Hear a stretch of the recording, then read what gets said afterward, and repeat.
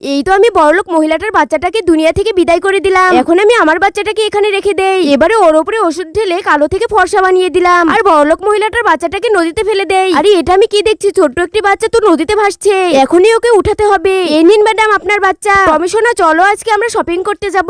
এই দেখুন ম্যাডাম, এই ক্রিমটা লাগালে আপনার লোম এভাবে উঠে যাবে। মায়ের এই লোম ওঠানো ক্রিমটা আমার গায়ে মেখে নেই। আয় হায়, এটা আমার সাথে কি হলো? আমার পেটের লোম তো একেবারে উঠে গিয়েছে। মা কিছু একটা করো। আরে টমিশনে, এটা তুমি কি করেছো? দাঁড়াও, তুমি কান্না করো না। এই নিন ম্যাডাম, এই ওষুধটা লাগালে আবারও লোম গজাবে। এই তো টমিশনে, ওষুধ দিয়ে দিলাম, এখন তোমার লোম গজাবে। আরে এটা আমি কি দেখছি, এখনই সিসি ক্যামেরা চেক করতে হবে। ও আচ্ছা, তাহলে এটা ঘটেছিল।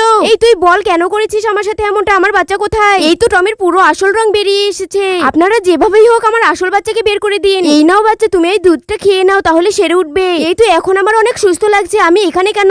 এই দেখো মাম্মি, আমি ঝিনুক পেয়েছি। আরে ওই তো আমার টমি সোনা। আমার মা এসেছে। মা, টমি সোনা, আমার থেকে তোমাকে কেউ কেড়ে নিতে পারবে না। বন্ধুরা, আমি 2 দিন ধরে না খেয়ে আছি। প্লিজ তোমরা ভিডিওতে একটু লাইক করে চ্যানেলটিকে সাবস্ক্রাইব করে দাও, যাতে আমি খাবার পেয়ে যাই।